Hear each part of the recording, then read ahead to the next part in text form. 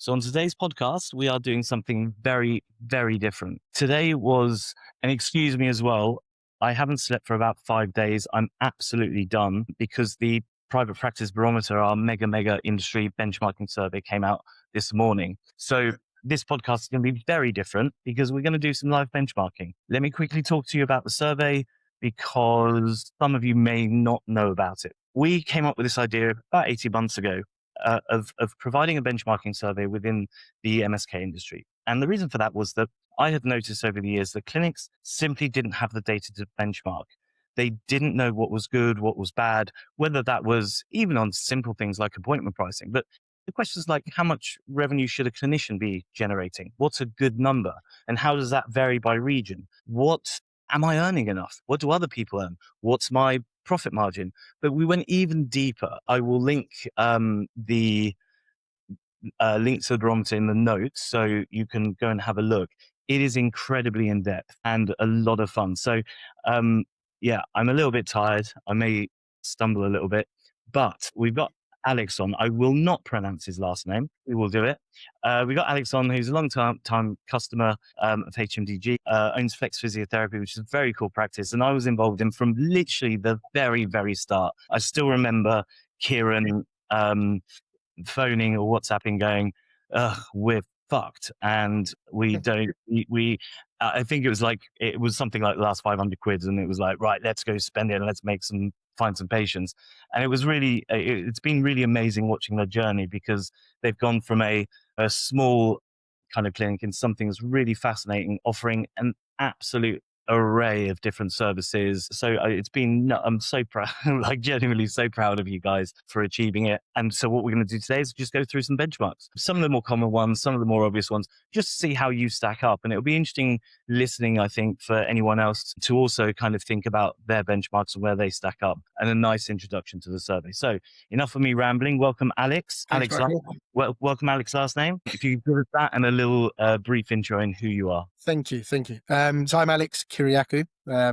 It's Greek, so don't worry. Yeah, so I'm one of the co-owners of Flex Physiotherapy in Burgess Hill, which is in Sussex in the southeast. And the other co-owners are Matt Prout and Kieran Barnard. The two of them actually started the business probably nearly 10 years ago now even. And they were dipping in and out of different sort of satellite clinics, gyms. It never really worked. I think they did the failure bit to then allow for some of the success going forward. And then around 2019, I got involved as a self-employed associate, was driving to a small leisure centre in East Grinstead to do a Tuesday evening clinic. And, one day I got an email saying, do you want to be part of this business, and have more of a say? And that was that. And yeah, we've not looked back. We were a bit of a COVID success story. So we moved our satellite clinics to 2 GP practices in Burgess Hill. We were ferrying around a box of like tape and TheraBand and a shockwave machine and sharing all of that between our clinics day to day. And yeah, we got busy, ironically, just after COVID. And we now got a 1,200 foot clinic, 4 clinic rooms, gym space, 13 members of staff. And yeah, we haven't looked back. Yeah. Really interesting because you were almost, I call it the classic entrepreneurs, but you weren't naturally so. You all worked your absolute socks off. Set up wherever you could and live the hard life and have kind of got to where you wanted to get to. There aren't that many kind of clinic owners who necessarily follow that same story, which is kind of interesting. Yours was definitely tough, particularly in the early days. Yeah, no, definitely was. And, but whilst working in the NHS still, yeah, it was tricky, trying to balance, the NHS work and running the business, setting up the business. Well, that's interesting as well. That's a really interesting point because you're all working in the NHS whilst building the business. But most people, when they get to the size that you get to or got to, they are then full-time private. But that didn't happen for you guys. You continued with the NHS work, which was really surprising to me and quite honestly, privately bonkers. We chat a lot. Don't worry, I'm not abusing him. Bonkers to me. But you did continue down that route, didn't you? Absolutely. And it's still the case. The bombshell I was going to drop here is, well, from my end, I'm still full-time in the NHS, believe it or not. Yeah. I'm still full-time. The paradigm sort of changed for me personally and for Kieran and Matt, because we were thinking, well, we've got a business that's successful, profitable. we're doing what we need as directors and we're present every day of the week, where our diary allows, and there's always leadership there. Why burden the business?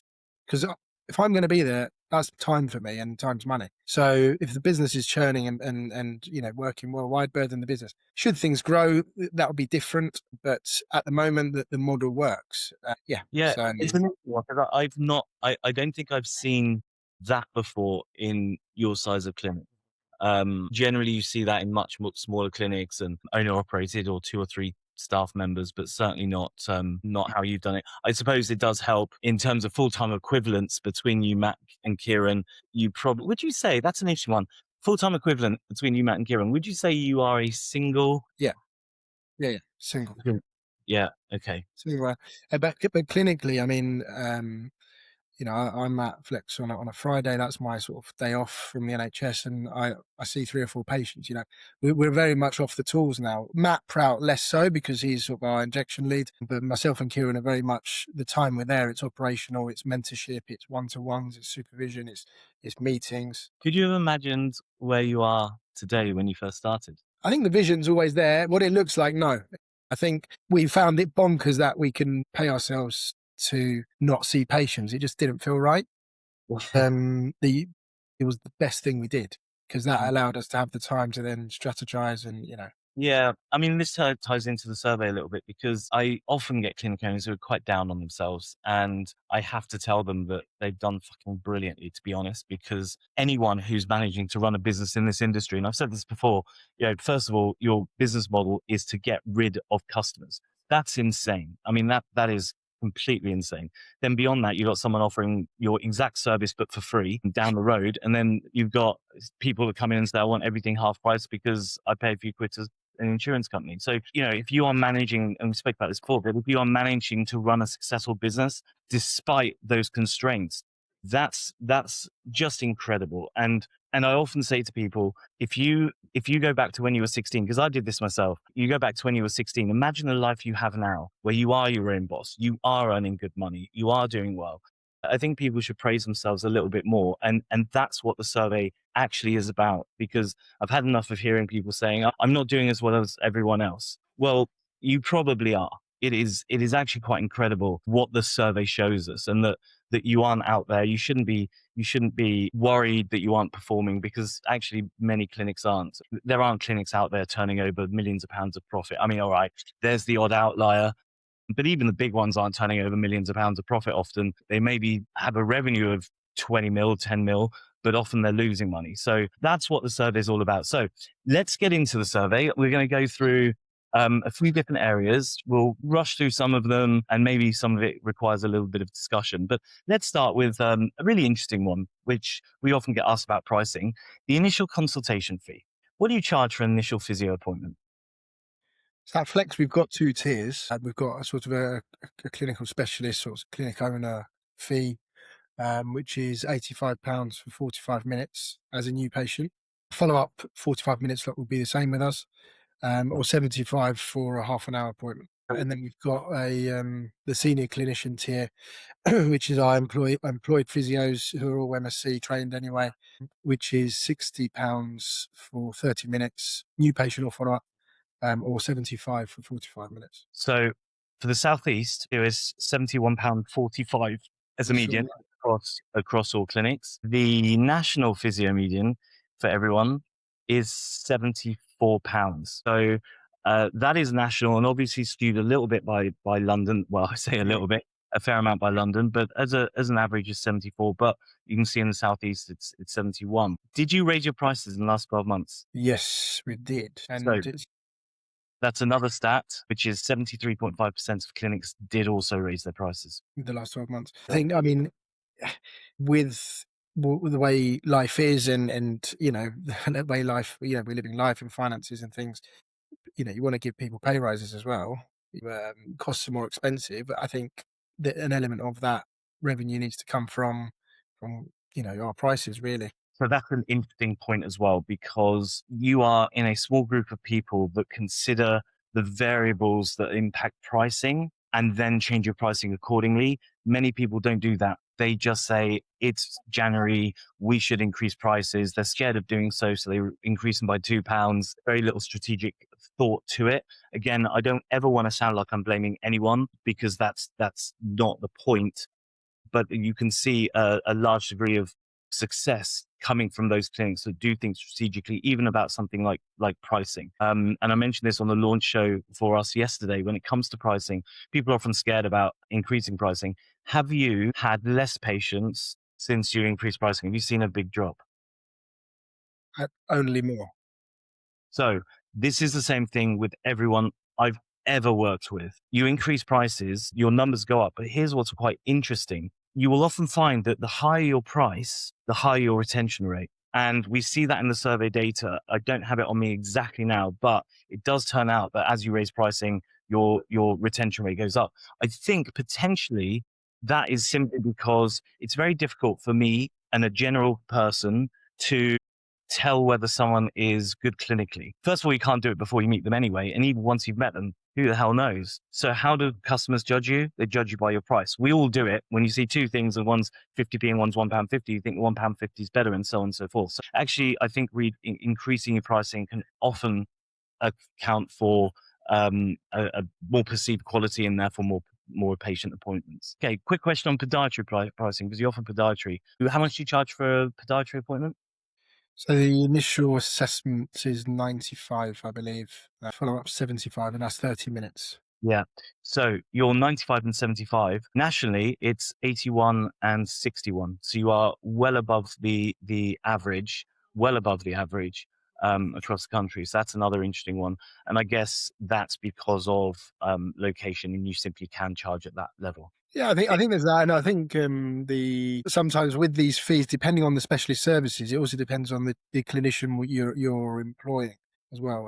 The podiatrist we've got is, like an advanced practitioner, very renowned, and I feel can justify that some of those fees versus maybe someone less experienced. But yeah, that's interesting that we're above on that domain. Okay, fantastic. Let's move on to, so that was our pricing. People are always interested what pricing is across the country, and hopefully you got a good idea there. In terms of team and HR, let's go into the next topic. Something that people don't often think about, but is actually really important, is your admin to clinician ratio. Now, we just so happen to use the same accountant, because I recommended our accountant to you guys, and he's probably the best thing I've ever done in my business.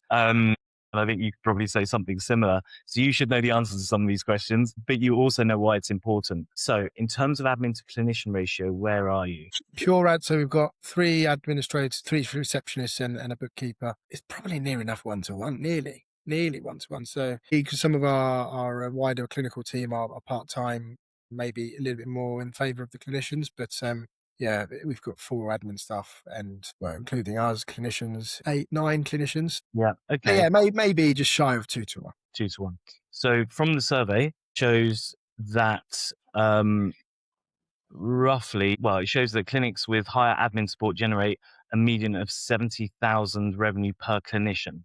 So when you have the support staff, your revenue would be around 71,000 per clinician versus 57,000 for lower admin support. So that's a big difference between having support and not having support. That's a 14K per clinician difference. Now, what is quite interesting is that doesn't mean that you should just stack up on administrators, more receptionists and practice managers, because that can lead to a massive negative.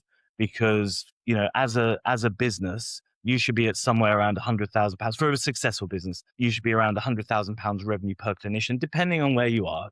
Okay, but £100,000. Now, if you are trying to grow and trying to scale, having 18 administrators against that, it doesn't matter how much they're making, clinicians are making, you've got a big cost base there. So, but I'm interested in whether you consciously invested in that admin staff, or whether it sort of just grew organically. We definitely consciously invested in the staff at the point where we felt, right, there's operational tasks that we can't hold, even literally just manning reception, there's only so much that we could have done. So we definitely needed that admin support. And then also, arranging team meetings, minutes, contacting suppliers, arranging audits, doing the audits, all sorts of stuff. But one may think what you described there, the 70 grand a year per clinician with admin support and the 57, someone might think actually that should be the other way around. It's like, surely if I'm not paying for admin support, then I'm just taking it all on, I can just crack on and things. But actually, there's probably something around like burnout there, and the single clinic owners taking on all the admin burden, and they haven't got the time or the headspace to see the patients. And Yeah, so that's exactly it. We have this thing called the messy middle. Honestly, it's such a great bloody survey where it actually shows exactly where you are compared to everyone else in terms of burnout and happiness. Most people, until they get to 500, when they're between sort of 250, 300, and 500, are not particularly happy, and they're earning a lot less than they otherwise would. I've lost count of the number of clinic owners who say I'd earn more if I just did it on my own from my bedroom. So it's a really common thing. But no, same for us. The more admin staff, not admin, but the more staff in the business that we have, the more time I can spend speaking to clients or doing podcasts or whatever. It's one of those things. So it's interesting that you did sort of actively do it as well. In terms of, because this is the next one, which is something that always comes up, and what's better and what's not better, which is PAYE versus contractor. What's your split? How does it work? Or how many people are contracted versus PAYE? as of today, we offer probably five, And I'm maybe. sorry, just to be really clear on that, I'm only talking clinicians, not. Yeah, okay.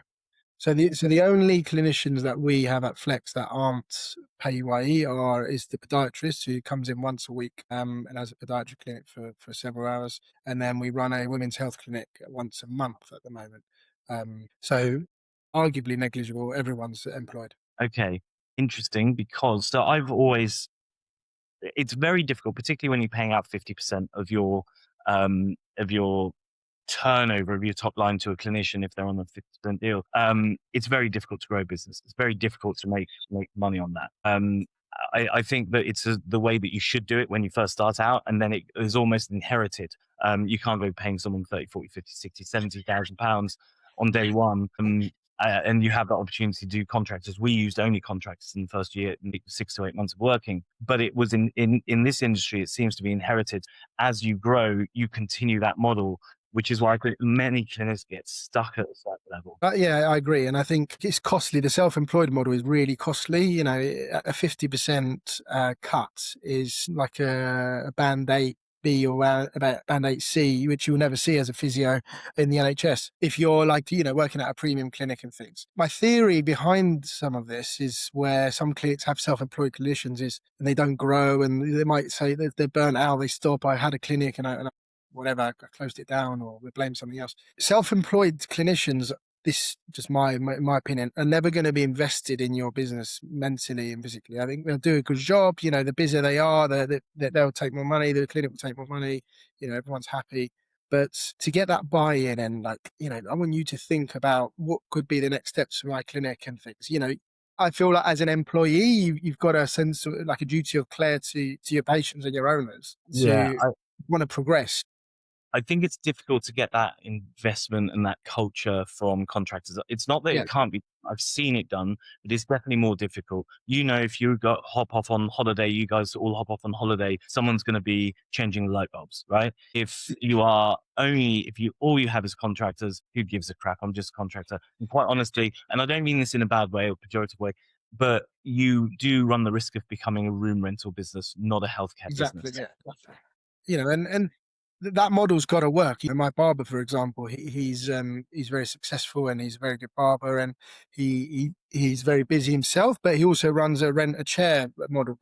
When you scale that, it's great because it's a passive income. But if you haven't got that ability to have 10 rooms where you're they're paying you £100 a day, say for a room. Yeah, it might seem that it's not much, but if you've got 10 rooms, £100 a day, a grand a day, it's a Yeah. good model, of a passive income. So looking at the data, million plus clinics lean towards 60% PAYE. They still don't all have full-time full-time staff, PAYE staff, but there is a correlation between PAYE and certainly getting up out the blocks.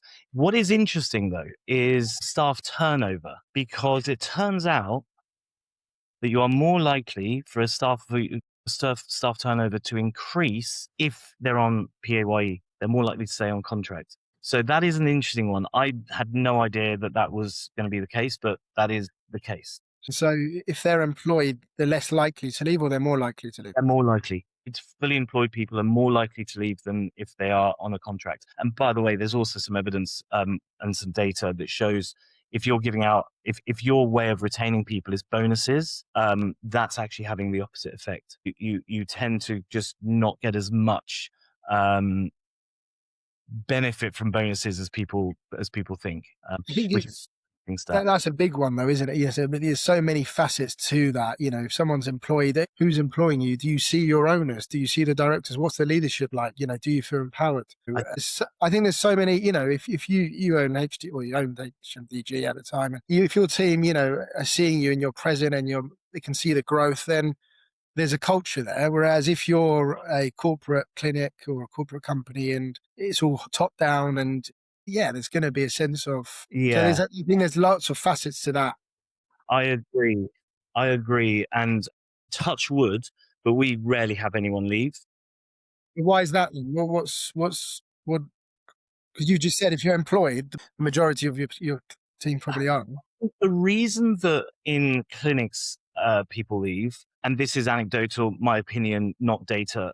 We don't have data on this, but I think it's to do with progression. I think they want Mm. to progress. I think that they are not getting paid as much as they would if they were on contract for tax reasons and so on and so forth. So I think it's a perfect cocktail for, you know, explosion basically. When it comes to us, it's not necessarily a fair comparison. We spend God knows how much every year to take the entire team to Ibiza or for a week or to Marbella. These are things you can't and the average clinic can't do. But I think for me, it's more than just those nice trips. I think it's the culture within the business. I think that every team member knows that we will protect them against anybody. Like we once had a client who basically said something, well, it's happened a few times, who said something quite mean, who pay us money. My first reaction is get lost. Like you're gone. If you're not nice to us, don't expect to be staying. And the team know that we protect them in that way. We are very, you know, if a team member has a personal problem, their personal problem comes first, not the company. Yeah, exactly. So, you know, we have done things that most companies wouldn't ever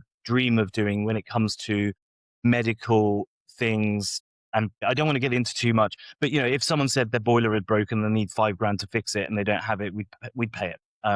Because I think it's really important that people out, when they have outside problems, they don't have to worry about those so much. They can worry more about the business. We also do flexible working. I mean, there's a lot of things that we do that can't necessarily, but I think leadership is a big one.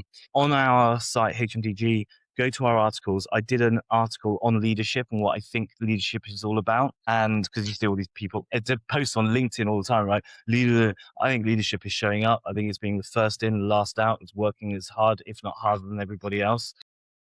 It's not. Setting setting the examples, and we have these discussions a lot at Flex, and we've got like a flat hierarchy, and yeah, there is a hierarchy, but in clinic, there's a flat hierarchy, and we want to empower our clinicians to say, you know, you're in that room, you're the consultant, you're in charge of that, and you're in charge of the clinic. When we're not there, it's you. If you've got a patient who's not, you know, there's going to be a patient who's not very happy, or you're running a bit late, you're having a shit day, you know, book it free of charge. Fine, no problem. Extend the appointment. Don't feel like, oh, it's half an hour. I've got to, you know, Correct. you've got that, and we want to convey that autonomy and that empowerment. And you know, if you're feeling rubbish, just go home. Like, you know, Yeah. if you want a day off, just you're not great, just to speak to us. And so that's why I did a post on LinkedIn recently around supervision. So we do an hour of dedicated one-to-one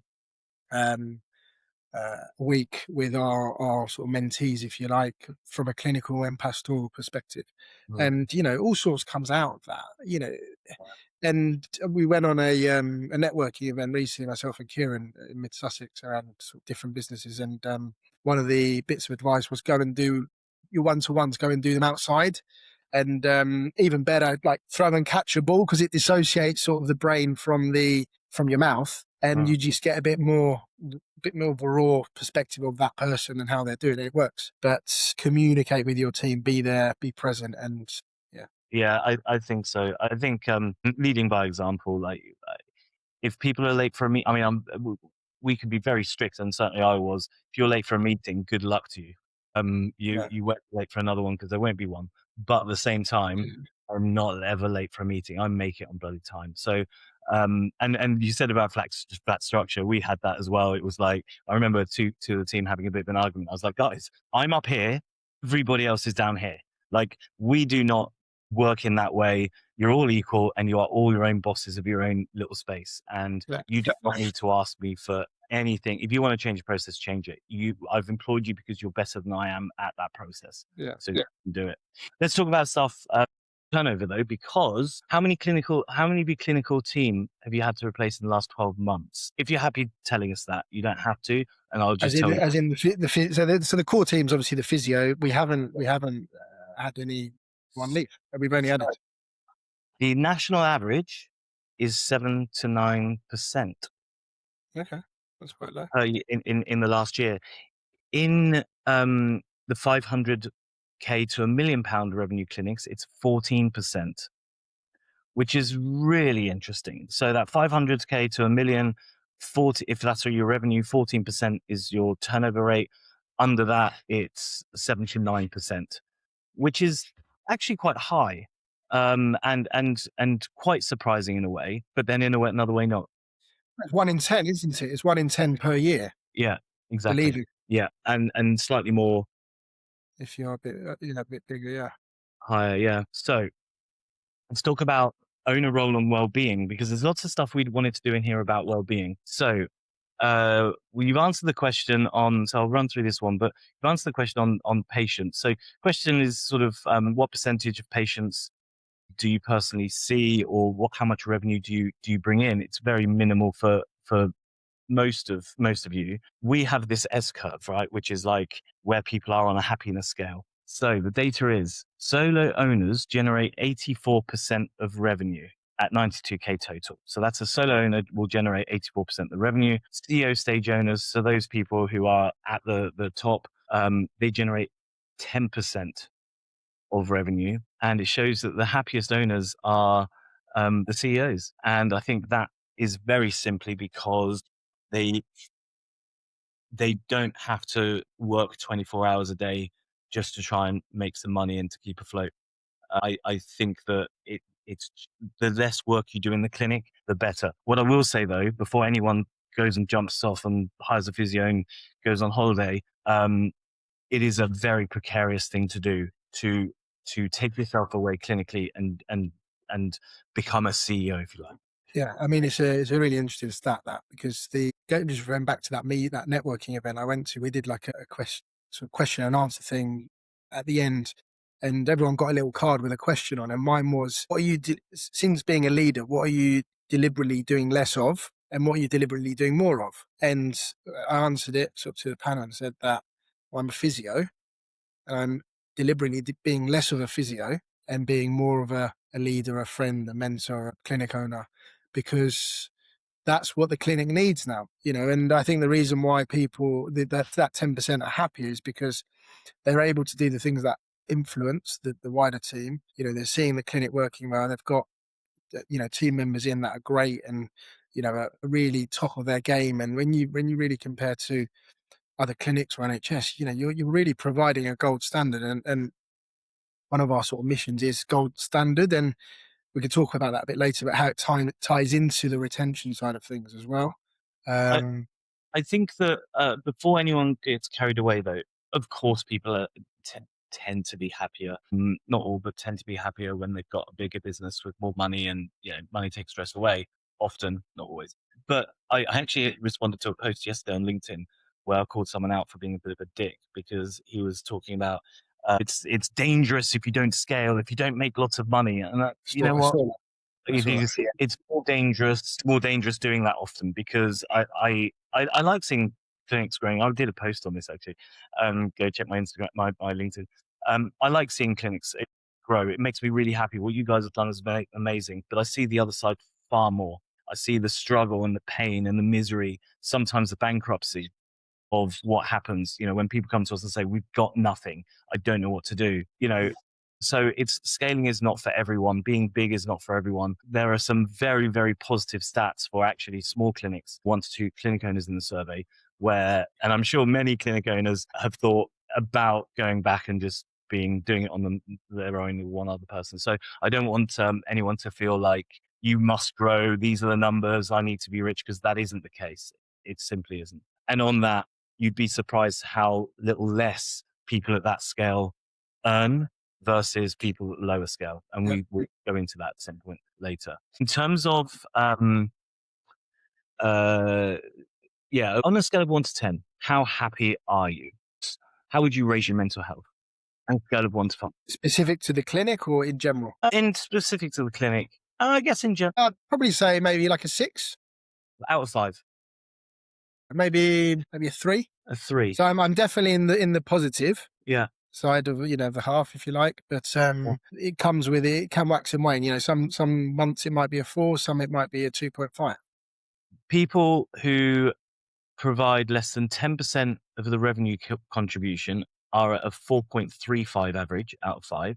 So that's again the CEO. The least happy of the leaders, which is that kind of the messy middle, Mm, where you haven't quite escaped mm, the atmosphere. You're in that middle 3,500. Their score is 3.92, and that is another thing to show that actually you can be very happy at that top level, but actually staying smaller can be below that 300k can actually also not necessarily match it, but and going back to when I was talking about burnout and growth and all of that stuff and being unhappy. Do you feel?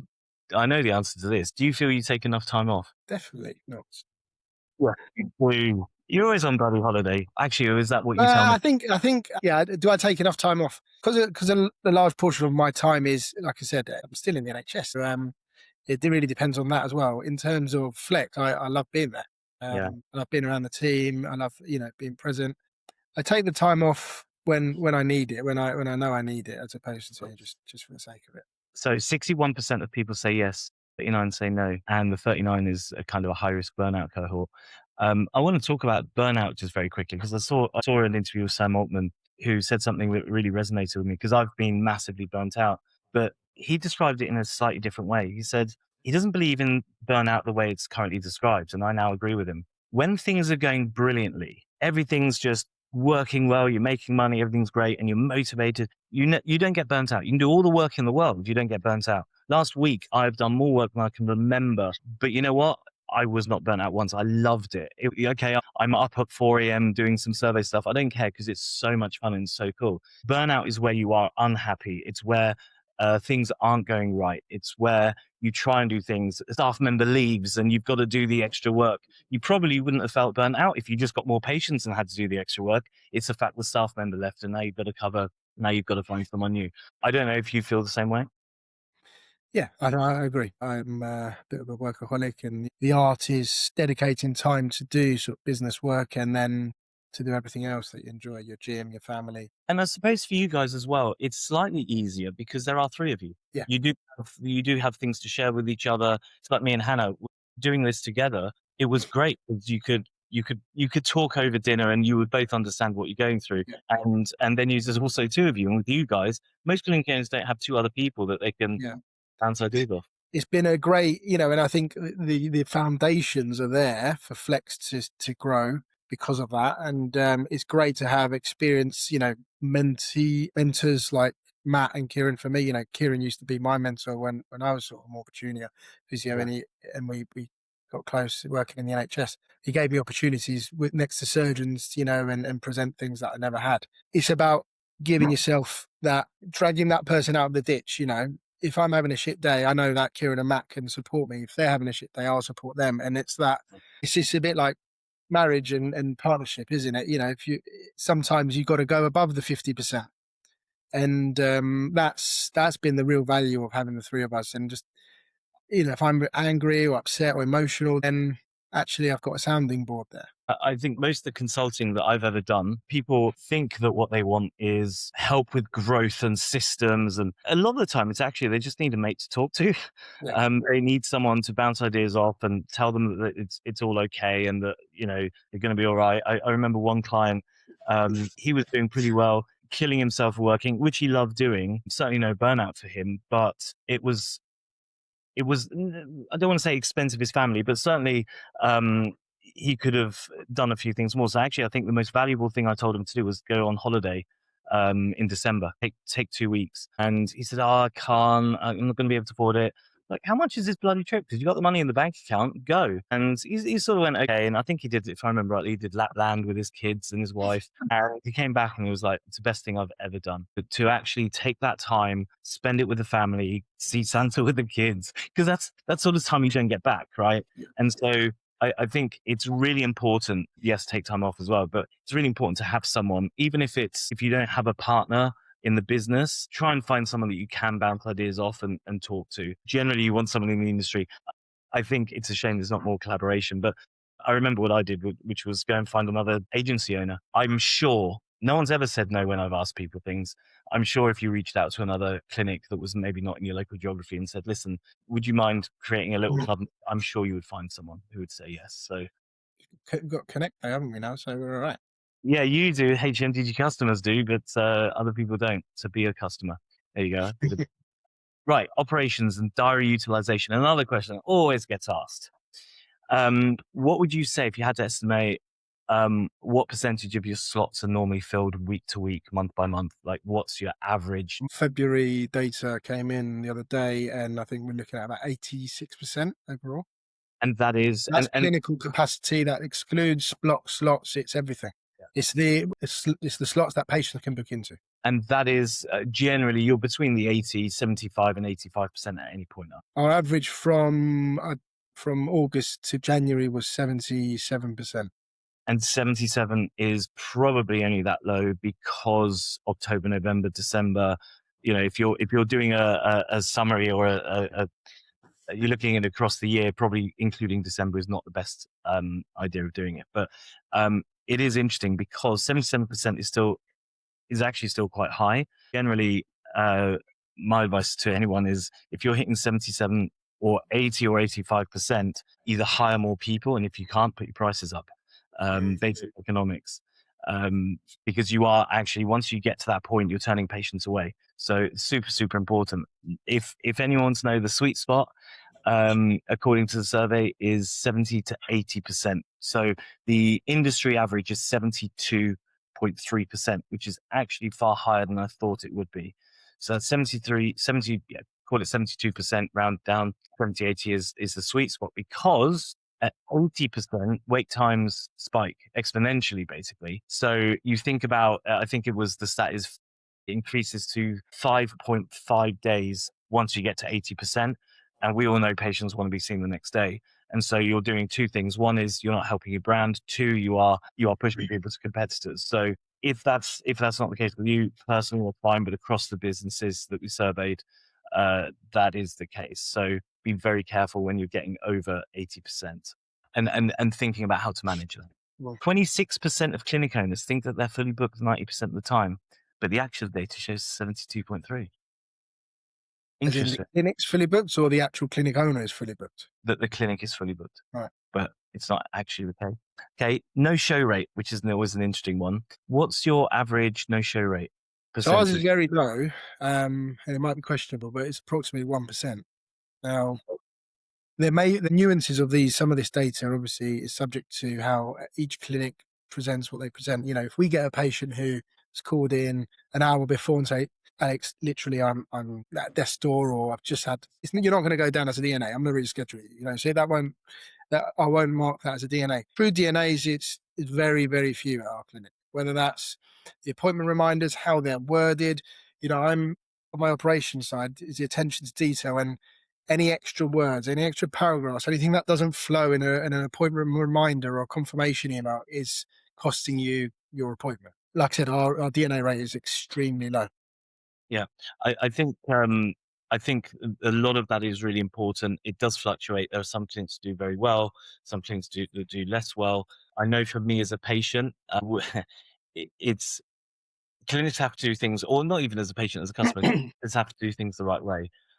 What is interesting? You don't charge pre-appointment deposit or booking? No, I think there's been a bit of a trend towards charging, and that has potentially lowered the DNA rate, but from what I've seen anecdotally, not as part of the survey, my opinion is that actually that's dropped a few other stats. Retention stats is one. There's some soft stats around brand, which is another. And the other is simply less patients, higher cost of acquisition, which is interesting. That is my personal opinion. It may not apply to you guys who are listening, but it's what I've seen across a lot of clinic owners. It'd be interesting to know, I don't know if you've got the stat on this, but percentage of DNA new appointment versus percentage of DNA follow-up. Because I think that, This is across the yeah, board. because I think there's something in that, in the sense that, okay, I've met the clinician, they've crowbarred in an appointment in 2 days because they've told me I need to have 10 mob sessions. Don't Yeah. really buy in. I couldn't really say no because it's not my character, and then I'm just not going to turn up, So I think it'll be interesting to see where the percentages lie, new patient versus follow-up. Yeah, that's a good point. We can certainly answer that if people have the data. But we didn't give everyone the answer. The servage, I'm done. I'm ready to go to bed. I'm off on holiday on Sunday. I will sleep. Survey average for DNA is 8 to 11% without automated reminders, which drops to 6.3% with them. So the first lesson is just do automated reminders. It doesn't matter if they're crap or not, just bloody do them. The harder you work on the automated reminders, the lower your percentage will drop. So That's sixfold. That's interesting. there are some systems that has very good automated reminder functionality, mainly. So there are some stats about Clinico here. I'm not going to get into the stats around systems live on air because there's some, I want people to look at the data actually, but there are differences in booking systems and in terms of retention rate, in terms of DNAs and so on. So definitely go and look at the survey. I just don't want to tackle it here in a short space of time without getting into it further, because I don't want anyone to come running it, suing me. Right, patient rebooking rate. Let's look at that as a percentage. So out of every 10 patients who come in for their first appointment, how many book a follow-up? So again, I've just got this here actually. I looked at it last night. So the data from August again to January, our rebook rate was 78%, Okay. which So that's across the board. However, that also includes clinicians like our podiatrist and also our injector, who would typically see patients somewhat less, or maybe as a one-off, especially for the injections, obviously. So Matt Prout, for example, who injects. So we've removed those numbers, and it shoots up to about 81%. and that's interesting because I think lots of people forget to adjust their their booking rate, especially when they have certain services that are just not Yeah. relevant in that. I think also that can even apply as simply as taking sports massage out and giving that its own rate, because there's a very big difference between sports massage, physio. I'm a stickler for numbers. I will be doing DNA rates against complex issues, medium issues, and sports massage and injections and so on. But in any case, the average or the median rebooking rate, so out of every 10 patients, it's 80%. Clinics in the top 10% see 9 in 10 patients. Top percent, it's 9 out of 10 patients. So the survey finding, the most counterintuitive, rebooking is almost entirely driven by clinical trust, communication, not price or size or anything like that. And I think that's kind of obvious. People don't think of it, and it's one of those things where it's so obvious that it doesn't come up in your mind. But I think I've often said this. I think that if I were poked into your clinic to be a physio for a day, I'd get better rebooking than the average physio around the country, even though I don't know what I'm doing, because it's about being really having a certain way of speaking to someone and working with someone. That's a whole different podcast. Yeah, that is a whole different podcast. And I've learned so much over the years from some clinicians who have some very cool things they do that I remember the first time I found out the concept of never talking to the patient outside of the treatment room about their treatment. I'd never thought of it. I'd never heard of it. This was years ago.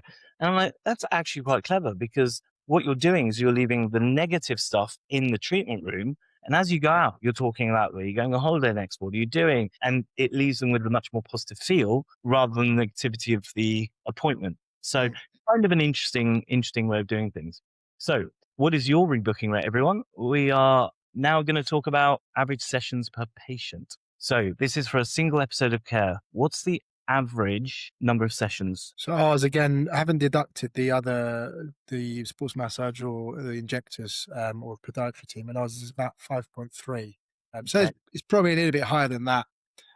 It's probably near enough the 6 mark, I would have thought, per visit, and that's the important bit, because the rebook rate is important, but then it's what's after that.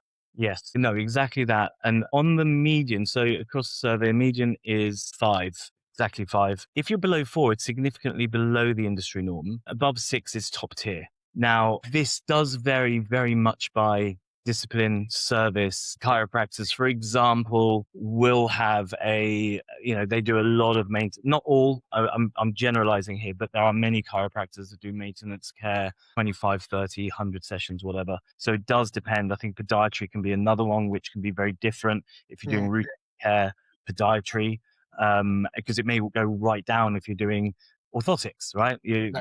So it always bear that in mind. But I think that number of 5 is kind of where a lot of clinics are. And please note, everyone, I said are, I didn't say should be, because at no point should anyone ever be thinking, especially clinically, but we should be at this booking rate. I think it's so nuanced and there are so many things to consider. For one, for example, I would definitely be splitting up numbers by complex versus non-complex, because you can absolutely say that someone that's coming in with a complex issue, the rebooking rate should be X, but somebody comes in with a click in their elbow, you can't, I mean, you can, but you should be careful about counting that, because there's nothing you can do with that unless you are being incredibly unethical.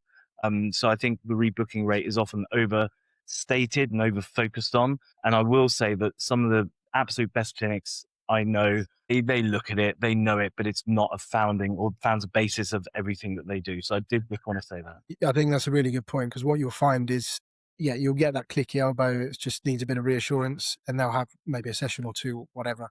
And but then the more sort of in-depth clinics, I guess, or that higher end of the spectrum, might invest in those who actually need the core rehab, might need like an ultrasound scan for their tendinopathy, and then a loading program.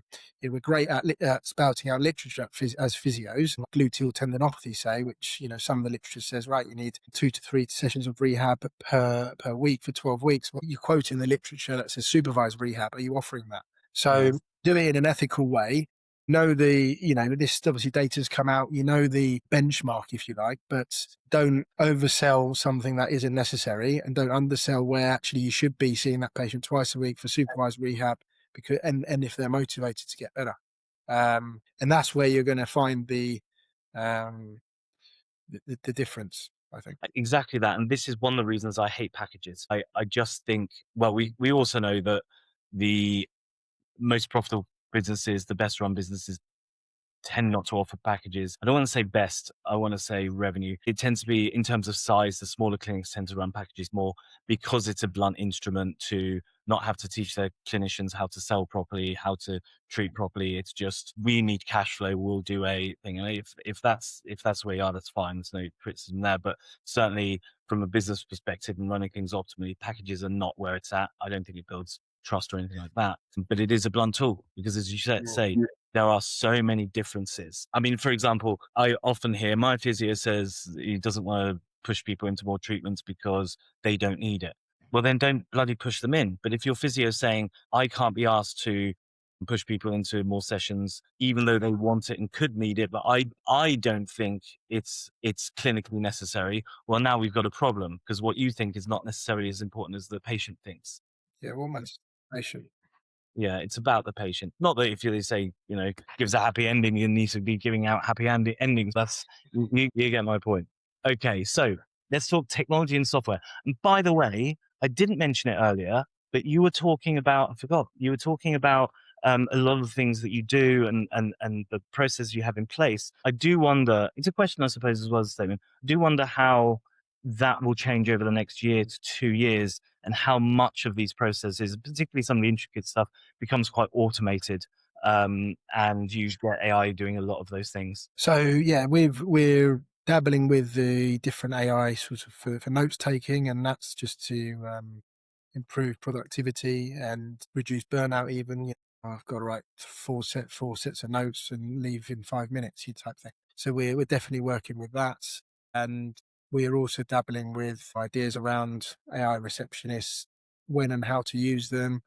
It's, they're evolving, aren't they? So they're getting better and better. They are, and I think that in clinics there's a big focus on some very specific things like note taking, like AI receptionists. Since last week, Claude has had Anthropic have done quite a big thing. I was never a big fan of Claude. Holy crap, what you can do now!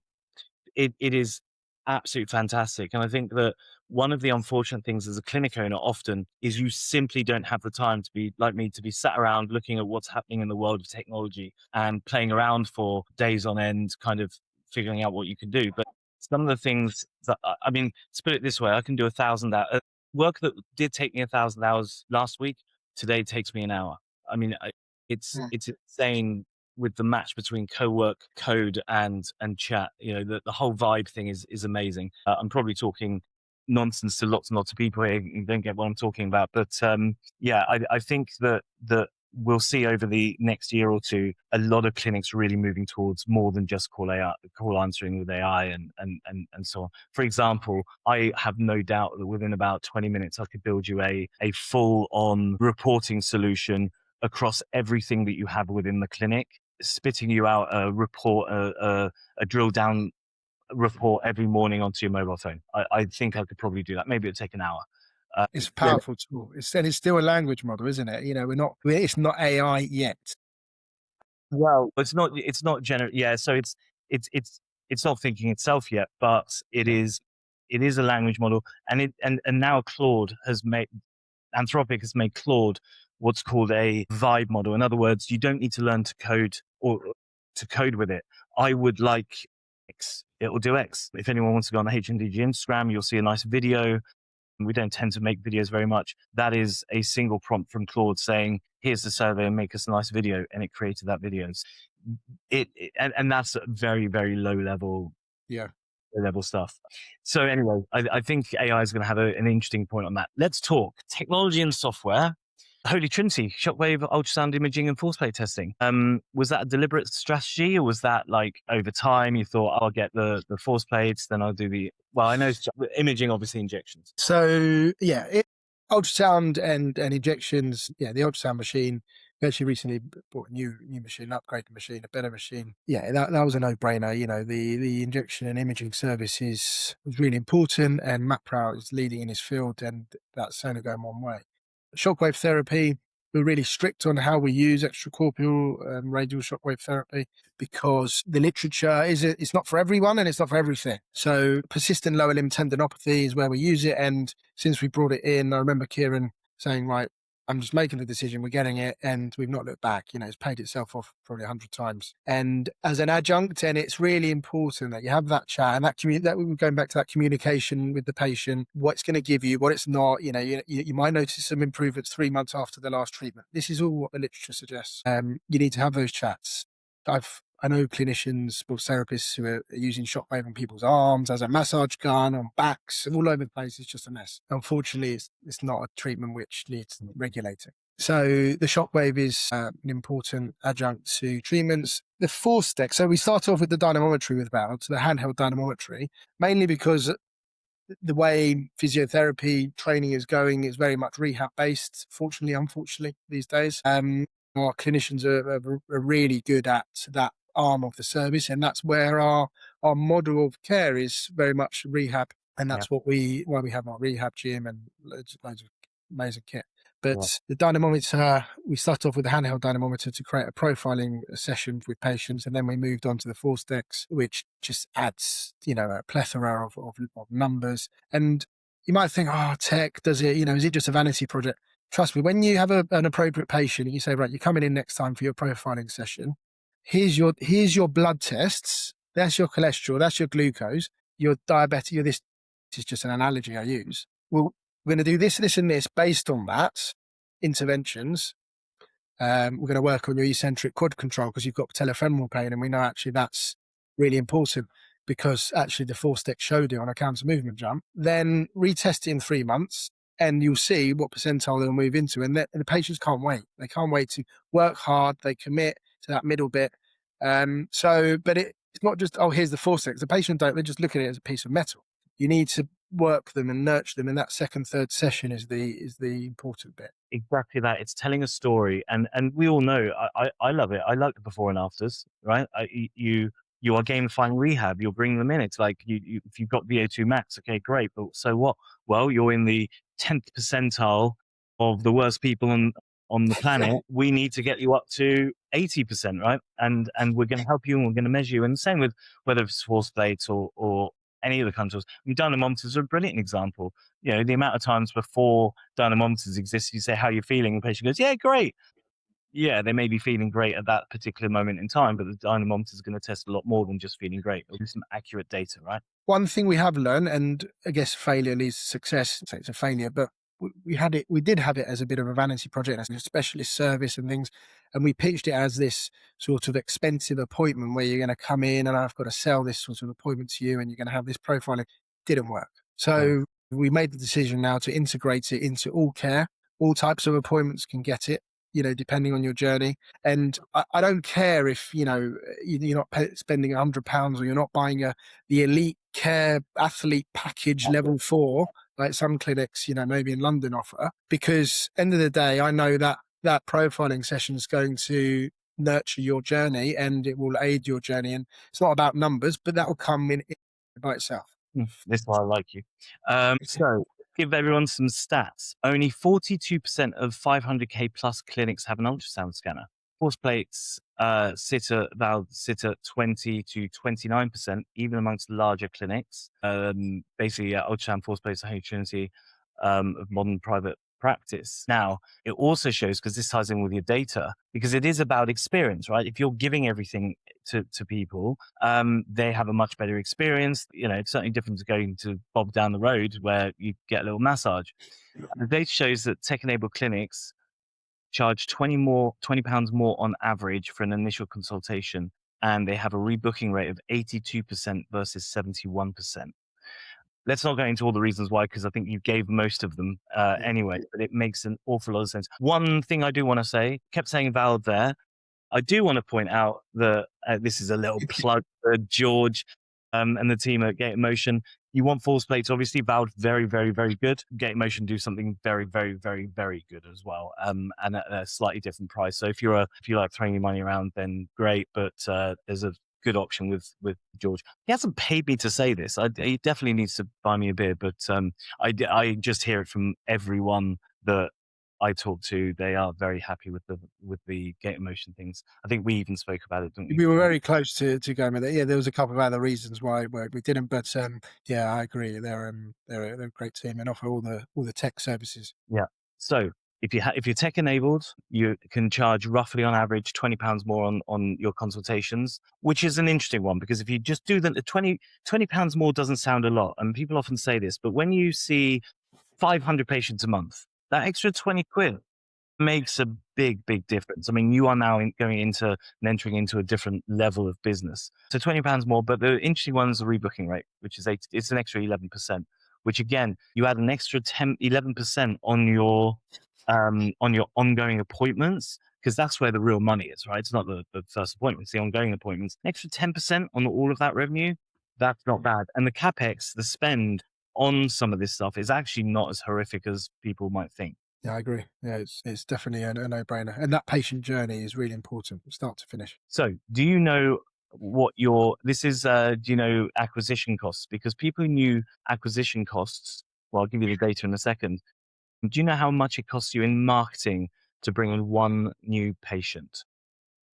I think I was sitting at around, I'm pretty sure the latest figures were around £21, which actually went up a bit, but it was 19. But yeah, around that. It's hovered around that mark. I'm quickly looking You tell me. to tell you what your On data my is. due diligence. I will. It's probably around that. I think, yeah, we got the report a couple of weeks ago, and it's been hovering around between 19 and 22, 19 and 23. So you are roughly at around.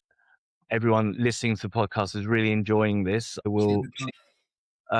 Yeah, easily 20. Yeah. So yeah, really important you know those numbers as well, because if you don't know those numbers, if you're not tracking it, it's very, very difficult to know whether to even spend on marketing or not. Now, here's the interesting thing on the survey: only 25.8% of clinic owners know it, know their CAC, their CPA. Those who do generate 63% more revenue, which is super interesting. That's 327 versus 200K. So the medium number for acquisition is around £25. So just something worth people thinking about. I think what I will say is I don't think that just knowing only your cost of acquisition for patients is the only thing affecting that. I think if you know that, you are probably reporting on many other things as well, and you have many other metrics in mind. I don't think it's purely, and I don't know, but I think it's purely a sort of relationship. Yeah, but it certainly helps. Something worth knowing. So growth and strategy. That's a quick question. We got a few more, and then maybe we'll have a chat if you want to cover anything that you've seen in the survey because you've had access to it. Very quickly, growth and strategy. Written business strategy. Do you have a written business strategy or growth plan? I think we do. Needs updating. Well, we do. No, we do. But yeah, it's something that we probably need to get better at referring to more regularly. Do you have vision with Brent? So you kind of do, actually. Yeah, we got from that perspective. Yes, we do, and that's we're in the thick of it now. So we're doing it. Yeah. So the strategy is being implemented, and we're implementing things that we're working on and we want to improve. So arguably, yes. Just for clarity, Brent is our accountant. He does all of my businesses and your business, and he has this thing called Vision, which is really useful just to know exactly where you are as a business, being able to plug in data and so on. So numbers: 82% of 1 million plus clinics have a written business strategy versus 53% of smaller clinics. It's one of the kind of stronger signals, actually. In terms of sort of scaling and readiness to scale, I think it's not necessarily the document, right? It's not got it necessarily that helps. It's the mind and the thinking behind it. I think a lot of people muddle into growth. I know I certainly did. I hear it a lot from clinic owners. They sort of go, oh, shit, that happened. But if you want predictability, control over that scaling and that growth, then whether it's business metrics or reporting or strategy, those are actually really, really important, particularly written, funnily enough. I never have done that, but certainly for clinics, it's an important factor. And going back to it and saying, oh, this is what we wrote then, and as actually we've done this in this sense. Yeah. And then giving yourself a bit of a pat on the back or, a slap in the face sometimes. But it's like you said, the readiness to scale is you can't scale until you're ready to scale, and you've got to know if you're ready to scale. So there's, you can't just have it, I just want another clinic and another one. Well, what are the numbers saying? Because or if you want to scale, you may think you do, but you don't necessarily know you do. And talking about, like, do we get another clinic? Do we go? This is where the survey is going to be brilliant, because you are going to be able to see exactly how much money at what stage most people make when they do go in and get another clinic space. And I think it's going to be great for that. So definitely look at that if you are scaling. So monthly versus annual accounts. This is a big one because I think the vast majority of clinic owners I know that are on the smaller end, smaller size end, it's very much annual. They kind of know a bit about their monthly numbers. What about you? What do you do? So what was it? The topic was monthly versus annual accounts. So how often do you review your financials? I think we get monthly reports. Mm-hmm. Personally, we're always looking at Xero, at Brent's reports and things, at Vision, because it's all real time. You need to know exactly what's going on. I could tell you who booked in yesterday. I could tell you, what that charge was for. I could tell you what we spend on Amazon per month. All of that within 2 minutes. And I think some might say, "Oh, that's just intense," but you need to know that. Alex Ferguson knew every academy player's mum's brother. It's a part of leadership. It's really important to know that stuff. And you could also tell me, which most other people couldn't, what's your CapEx for the year? What's your net profit? What's the forecast for cash in the bank at the end of the year? You can tell me that because I know, and you're able to do that with something like Vision. And sound like another bloody advert for my accountant. You can, if anyone wants to know, outrise.co.uk. It's not cheap though.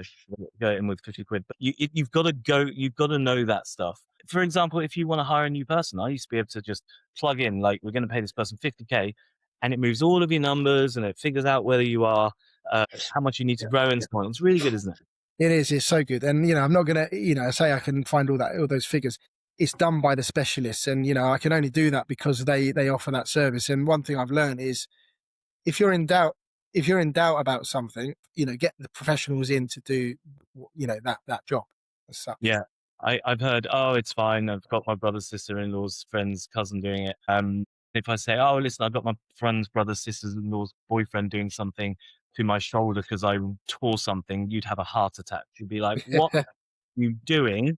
Go and see Matt immediately. But it does seem like sort of real in-depth knowledge of the numbers are not necessarily Really the cool. thing that people do. Now, in terms of the data from the survey, 59% of the big million plus I'm clinics just have going to move. Sorry to interrupt. I'm just going to move location because my counted. daughter's gonna kibosh things. Oh, no. Cool. So 59% of the 1 million plus clinic have accounts prepared monthly versus only 21% of smaller clinics. 61% of smaller clinics only see their numbers once a year. Now, that's really surprising. That only close to 60% of £1 million plus clinics have accounts prepared monthly. That's really surprising. I remember getting to £1 million at HMDG, and oh my God, there was so much going on. I needed to have more data than that, hitting a million. So that's a really interesting stat, but it does show you certainly have a much higher chance. So 60% of 1 million plus clinics have accounts prepared monthly, versus 21% of smaller clinics. So if you're not doing it, don't feel bad, because everyone else is exactly the same. And 61% of smaller clinics only see their numbers once a year. And I will tell you that that is dangerous for one reason. Well, no, I'm sure for many reasons, but certainly for this was my reason. You cannot tax plan if you see your numbers once a year. You cannot tax plan, and you've got to make sure you're a business owner. The government's bad enough as it is with business owners. You need to make sure you're tax efficient, and so that's important. No, I agree. Right, last question, last stat. Intentions. You don't have to tell us this one. Intentions, scale. Well, I sort of know. Scales or stay put. What do you think? Scale. I think, yeah, we're at that point where we're just warming up. Flex Physio Burgess Hill has only been around for 2.5 years. We have been approached in the past already with some PE has approached us, but we've not been ready. Make sure you talk to me first before you do. Yeah, I'll tell you some stuff. Yeah, it's interesting. I think throughout the survey, I think the biggest thing that everybody agreed with across every every area, every geography, every level was scale. People want to scale. People want more patients. They want to grow. They want to make more money. Yet only 12% of clinic owners surveyed plan to sell in the next year. I think it was 3 years, but only 12% of clinic owners plan to sell, which is very, very interesting. Given, I'm sure you've had about 20 emails from companies we all know who have been emailing out saying, we want to buy you and pay you loads of money. And I think that's why prices have gone actually quite high. Be interested to know that 12% of who are single clinic owners, who are not, who are in the revenue of those clinics. That's Yeah, quite intricate. we have all of that data. I believe, I'm brain dead at this point, but I believe the biggest selling group was not the oldies. It was the 45 to 55 or 35 to 45 I think it group. was 45. 45 to 55. I think it was something like that. 45. I don't even know the bloody data. Go and look at it. You can download it all. But the point is that it's a very small number of people looking to sell, low percentage, which is quite surprising. I think that's partly because people loved what they do, and probably a lot of people don't feel like they've finished yet. But that small percentage is driving the value and the multiples of clinics up a little bit. A clinic that was worth 300K 5 years ago, on the same numbers now, you're probably going to get an extra 100K for it, if not more. Maybe at those lower levels, not necessarily more, but certainly 50 to 100K more. You're making £1 million. You're certainly going to get a lot more. So I think it's just supply and demand, basically. There are so many people buying at the moment, but there's certainly been a bit of a shift towards maybe the really small clinics. There's that sort of in between, because the in between ones are actually very difficult to grow. So I think there's been a bit of a shift towards either the really small ones or the much bigger ones. I mean, it's if you sell your clinic or your business, it's great. I think there's a wider concept around that, and your I guess your beliefs around sort of gold standard care, and even these multi-clinic holdings. What are they offering? Is it just so I can post it on LinkedIn that we're opening our 13th clinic of the year? You got to see through that. And I think healthcare isn't just about scaling. There's business and there's healthcare. We're very much in the offering phase, in the healthcare phase at Flex. No, I agree, and I think there's all sorts of deals being offered at the moment, and I think that the majority of people that sell want to sell to de-risk themselves. They want to get out. They can see that there's money there. Yeah, I've heard my business is my retirement many times, or my pension many times, and people need to and want to de-risk. I think Mm. the average, there was a bit of data here actually, which was unhappiness.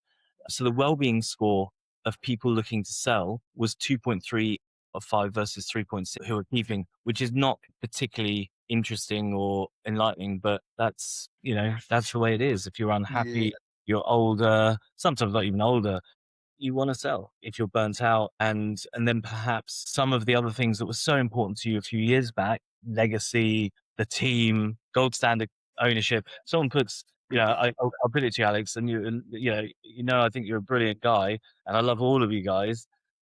Someone sticks 5 million quid in front of each of your noses. I don't think you're going to give two hoots about gold standard clinical care going forwards. You're going to take that 5 million quid, right? Each. Money pays for a lot of things. So, but of course, it's a bit unfair because no one's giving you guys 15 million quid for your clinic. hypothetically speaking. Yet they're not. But yeah, I think it is quite interesting. I believe podiatry clinics are more likely to sell now, and I think that's partly because their margins tend to be a bit higher, and they tend to do a little bit better across the board than say physiotherapy clinics. Yeah, Um, Chiropractic clinics don't tend to have the model that many people buying businesses want. yeah. It's a multidisciplinary interventional. Yeah, yeah, Yeah, people want that multidisciplinary approach. They want, I'm talking very generally here, but they don't necessarily want the business model that chiropractors have. Not all chiropractors, but some. You yeah. see, I'm couching my opinions. I've got to be careful. It's, yeah, and they want multiple rooms. They want growth, and they want whatever. So I think that's quite interesting. In terms of data you saw in the survey, because I know you made some notes. I gave it to you a couple of days ago. What do you think of it, first of all? Yeah, I think it's a great. You can see the work that's been put in. Over 700 respondents is high level. Sample size. So I'm just going to shut this door. 1 second. So it's data, credible data first of all. So the numbers that come in, you can really. I don't think there's been anything like it before. There might have been some literature done, about this type of stuff, but you've done a great big audit on specific things, which is great. Yeah. It's interesting to see things like marketing costs per revenue, stuff like that. It's quite nice to know where your averages are at, because I'm sure we've had many chats. Should I reduce my ad spend, or should I put more in? And it's always been put more. According to capacity. In fact, I bullied you yesterday to pay some more money to us for marketing. I'm going to bully you every day. I laughed it off. But no, that is an interesting stat. In fact, I wrote an article a year or two ago on how much should a clinic spend on marketing, and I actually gave our and my ranges for what we've seen over millions of pounds of ad spend and where people sit, and it was actually the survey. I think people are possibly unaware of that there is a difference between the business size and how much availability you got, because that impacts things, and exactly how much people should be spending as a percentage of their revenue. I think most people probably think, uh, with a big clinic, a grand or two is enough, and actually it's not necessarily enough, or it could be too much. Again, but I think the majority of clinics in this country, I mean, like 95% of them are underspending on their marketing. Again, I guess it depends. I'm obviously not a specialist in that field. That's just you guys, but it depends what your is it just Google? Are you looking into Meta? What your advice was, don't press that boost button. You're not going to touch the sides of Meta in the right way. You spend 10 grand and then you might be talking a month. Yeah, Um, I think marketing, and I suppose I was just talking about digital marketing because that's what we do. And of course, I'm going to say everyone should spend more money. I actually don't, and Alex can attest to the fact that I often say, don't spend any more fucking money. It's stupid. Do this instead. So that's why we are who we are, because we don't just tell people to spend more money. But I think there's more than just that digital marketing cost. There's that cost in other marketing that isn't necessarily digital. And I think people often forget that. And I know for a fact that people in the survey have not taken that cost into account when talking about their marketing, because we know. So I think there are other areas you can spend on marketing. And you yourself, Alex, for example, you spend your own time on marketing. Now, like many clinic owners, they probably don't account for that as part of their marketing cost, but they should. This is the age old issue that I have with chiropractors. I keep bringing up bloody chiropractors. I love most of you, but the age old issue of I'm going to spend £1,000 on my marketing for a free spinal check. I'm going to get 100 leads through, and that's cost me £7 a lead, which has cost me £7 a lead, which sounds bloody amazing. £7 a lead. So you give each of those people 20 minutes in their session. It takes you an hour of chasing time to chase those 7 people, because you've got to WhatsApp them, call them, whatever. You've got to pay an administrator. When you look at that £7, it's closer to about £400, because you've got so much time that you have to spend on the admin. I know chiropractors, this is absolutely insane. With an admin team of 8 fucking admin people, what are they doing? They are calling leads constantly to bring them in. That to me is insane, because you've got your 7 or 8 people that you're paying 200 grand in admin plus.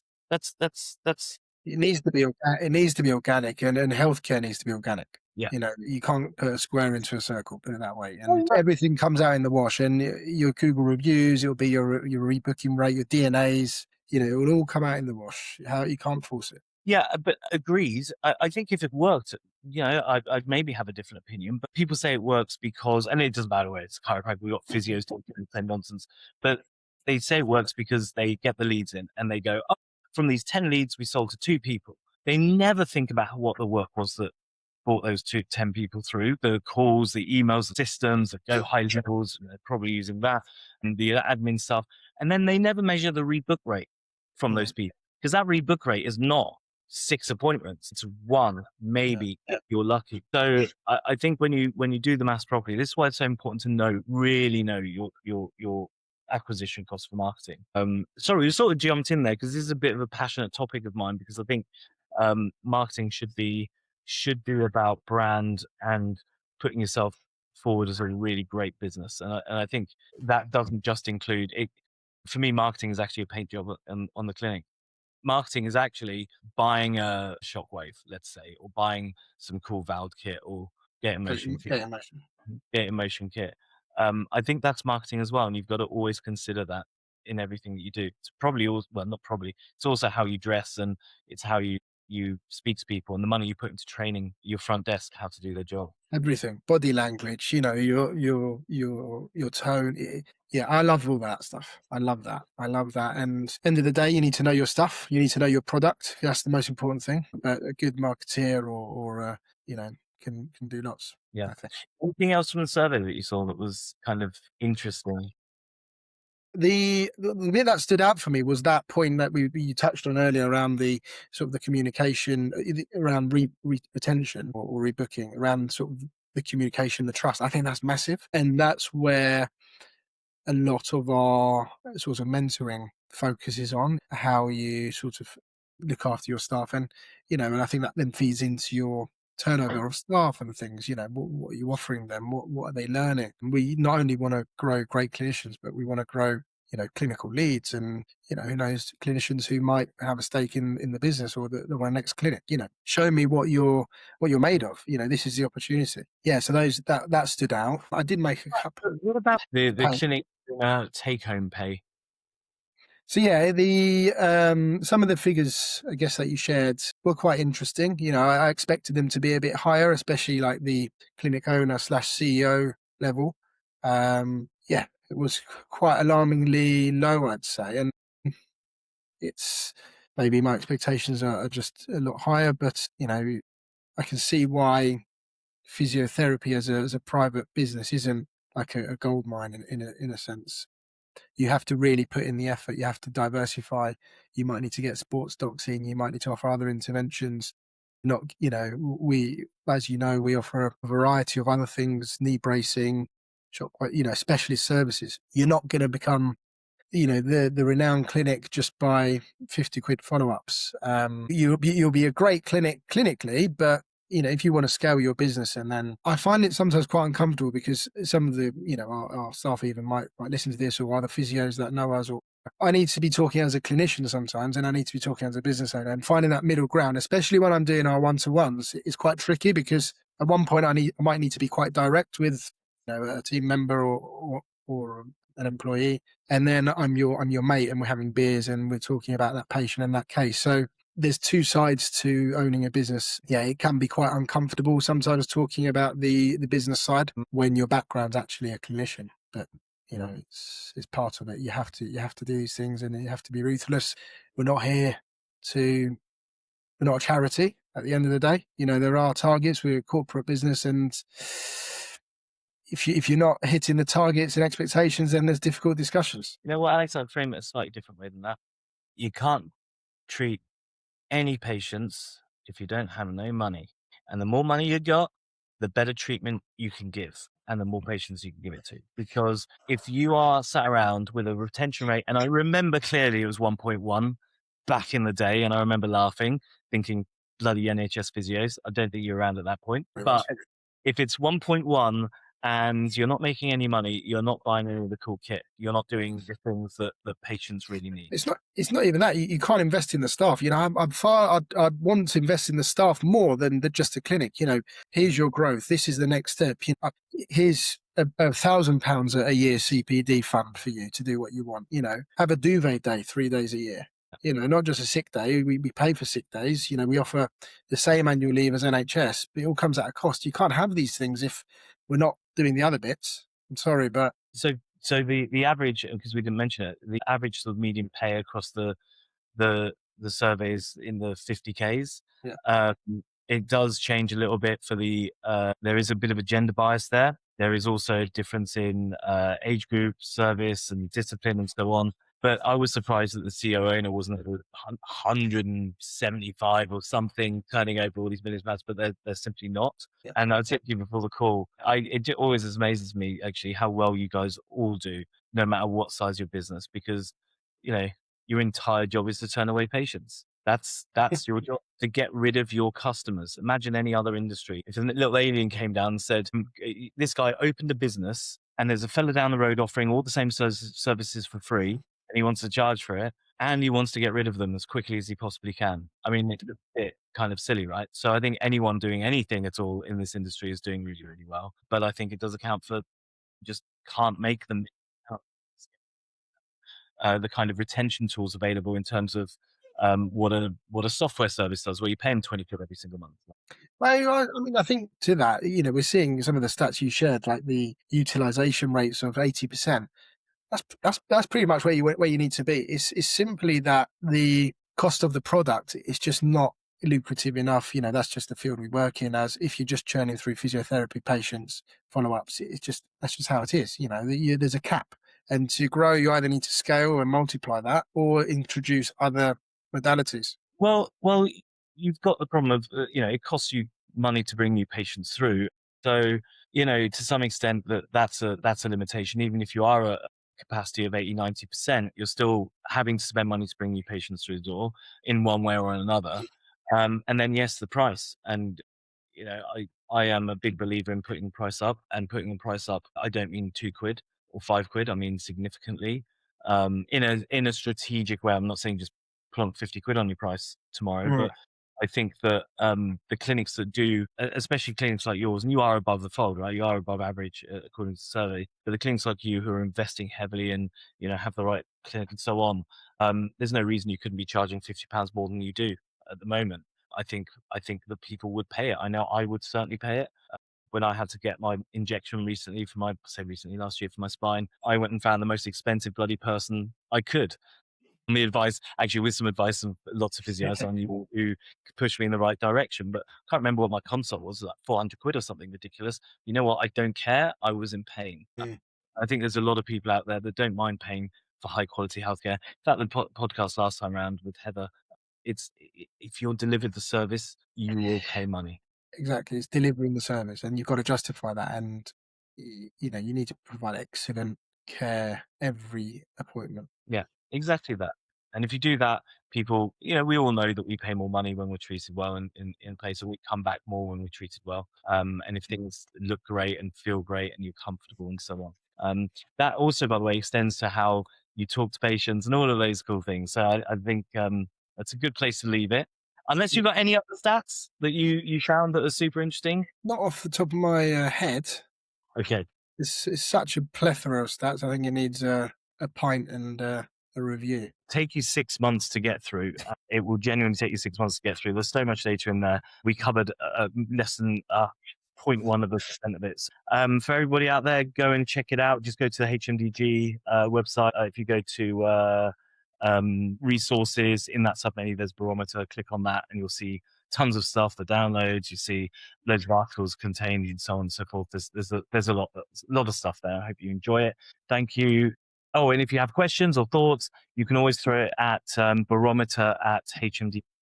We're welcoming all kinds of thoughts and suggestions because we will be doing more going forwards. I think it'd be great to see that data over time and how that changes. But otherwise, thank you, Alex. Thank you so much. Really appreciate you coming on. And we kind of did this one gung-ho by just, the survey came out today. So we thought, let's go through some numbers. So thank you again. No, thanks for your time, Michael. Appreciate it.